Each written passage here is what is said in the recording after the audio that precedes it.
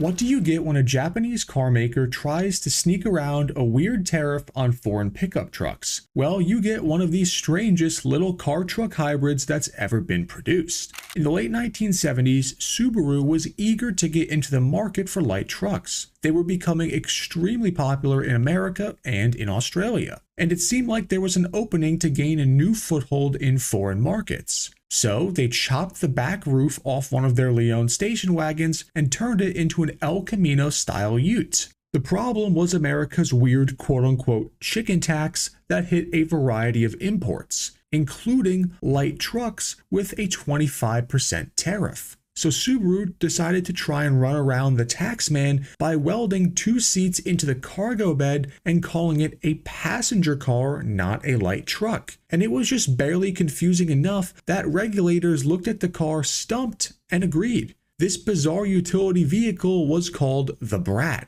Now, the BRAT moniker isn't actually about being small and whiny. Whether they came up with the acronym before or after the name is something that we'll never know. But Subaru claimed that BRAT stood for Bi-Drive Recreational All-Terrain Transporter. But when faced with that bizarre mouthful, most people didn't say the full name, and BRAT just made a lot more sense. So what was the BRAT like? Well, unlike a lot of shots in the dark in the time when it came to automakers, the BRAT was actually a surprisingly competent little car that basically everyone who got their hands on one seemed to like. Of all the reviews I looked at, they were pretty positive, even the ones that had been written when the car was new. The BRAT had a very short wheelbase, just under 97 inches, and from the front quarter view it looked a lot like a Japanese notchback coupe at first glance. It had a fairly sedated front end with a squared off design with just an ever so slight peak in the hood. A few mild lines stretched from front to the back, providing a bit of style to it. Now, the first generation Brats from 78 to 81 had 2 pairs of round headlights, and they looked very German inspired. You could even get them with optional T-tops or target tops in some model years, which made this confused little truck just super out there.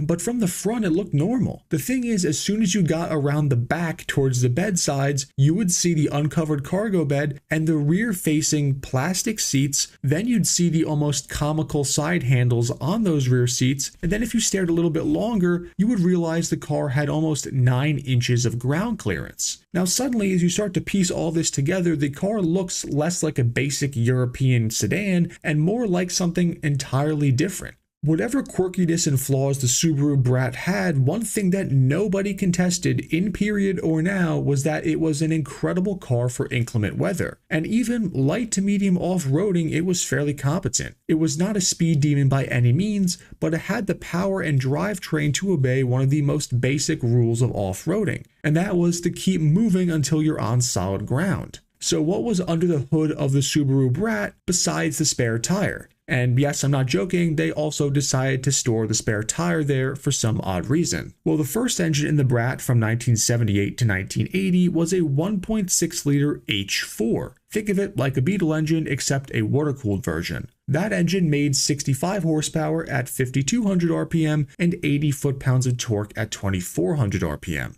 That engine preferentially drove the front wheels, but also had a transfer case leading to a traditional drive shaft to power the rear wheels. A 4-speed manual transmission gave the driver control they needed to best apply that power and torque to the road in a myriad of conditions. It was not fast, but it was solid and had enough oomph to keep itself going through sand, snow, and even a little water. Car and Driver tested a 78 BRAT off-road, and Terry Cook, the journalist, was surprised at how well it handled. The preferential front-wheel drive bias for the car kept it stable in low traction conditions, while the full 4-wheel drive system made it very difficult to get stuck. In 1981, Subaru bumped the displacement of the car to 1.8 liters, which brought the power up to 71 horsepower at 4,400 RPM and 94 foot-pounds of torque at 2,400 RPM. An optional dual-range transfer case was added for the GL variant, while the DL, which was the base version, kept the single-range transfer case.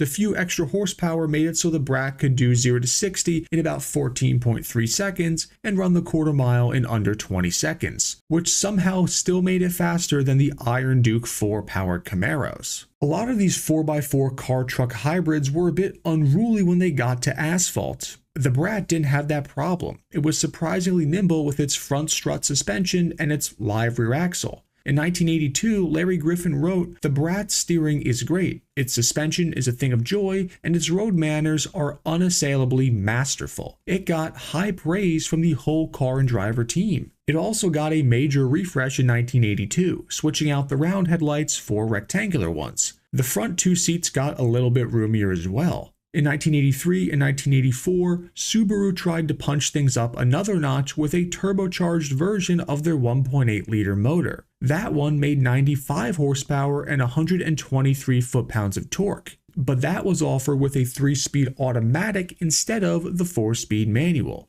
And it got a single-range push-button 4-wheel drive instead of a double-range one. The Turbo Brat was extremely popular in Australia, where the Brat was called the Brumby. These turbo ones, however, are extremely rare in the American market. The Brat's got an unremarkable set of front disc brakes and rear drums with relatively small P185 70-section tires. However, the Brat was under 2,300 pounds, so it didn't need a lot of braking or big tires to get around. One weird extra development was that Subaru decided to get rid of the rear seats after the 1985 model year as standard, and the tax that existed that caused them to put seats there in the first place wasn't repealed. I don't know if the regulators decided to call it a light truck with or without the seats or what happened, but it seems for the last 2 years the Brat did not have them standard, which made them even rarer in those last couple years of production. The Brat was sold in America until the 1987 model year, but it soldiered on in other markets until the end of 1994. However, it was never sold in Japan, its home country of origin, which is odd.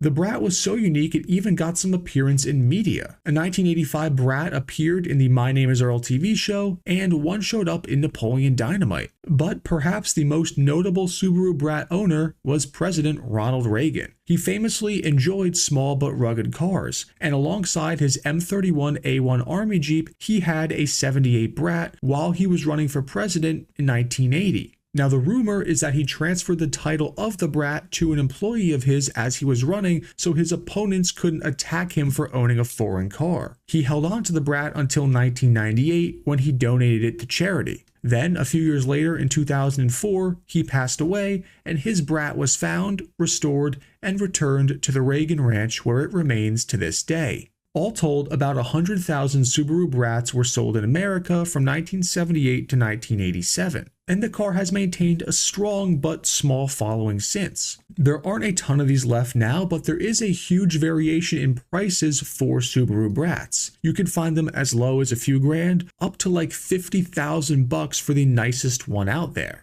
And surprisingly, there isn't much of a price premium on the 1.8-liter naturally aspirated motors over the smaller displacement ones, but the turbo versions do have a little bit of a price premium to them. At the end of the day, the average Subaru Brat buyer isn't looking to race it, except with one notable exception. Hoonigan put together an insane Subaru Brat for Gymkhana with a 2-liter turbocharged inline-4 that made 670 horsepower. Something like 10 times the power of the original Brat, and with 680 foot-pounds of torque. And it was called the Brataroo 9500 Turbo. And that 9500 comes from the red line on that crazy engine swap. And this highly modified '78 Gymkhana Brat is generally driven by Travis Pastrana. Now, Subaru tried to revive the Brat about 15 years after they stopped selling the original with the Baja. The Baja was a 4-door short cargo bed truck that they built for the model years in '03 through '06. Now, the Baja does have its own small following, but it's not the same because the rear seats are inside the cabin.